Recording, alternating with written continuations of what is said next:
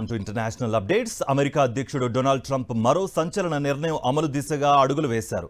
ఆ దేశ విద్యాశాఖ మూసివేత ఉత్తర్వులపై సంతకం చేశారు.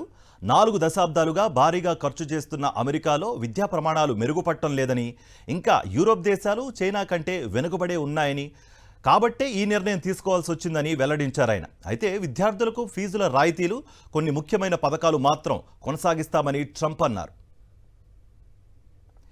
వైట్ హౌస్లోని ఈస్ట్ రూమ్లో స్కూల్ పిల్లల మధ్య డొనాల్డ్ ట్రంప్ కూర్చుని ఈ ఉత్తర్వులపై ప్రత్యేక వేడుకలు సంతకం చేశారు.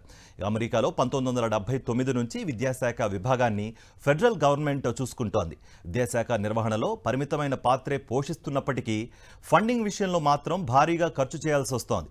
అయితే తాజా ట్రంప్ ఆదేశాలతో ఇక నుంచి స్టేట్స్ ఆ బాధ్యతలను స్వీకరించాల్సి ఉంటుంది. అయితే ట్రంప్ తీసుకున్న ఈ నిర్ణయం పట్ల ఇటు డెమోక్రాట్లు, అటు విద్యావేత్తలు మండిపడుతున్నారు. ఇది ట్రంప్ తీసుకున్న మరో వినాశకర నిర్ణయమని డెమోక్రాట్లు అభిప్రాయపడుతున్నారు. మరోవైపు ట్రంప్ తాజా నిర్ణయం అమల్లోకి రావడం అంత సులువు కాదు, ఎందుకంటే అందుకు పార్లమెంట్ అనుమతి తప్పనిసరి. కానీ ట్రంప్ మాత్రం వీలైనంత త్వరలో ఈ ఉత్తర్వులను ఆచరణలోకి తెస్తామని చెప్తున్నారు.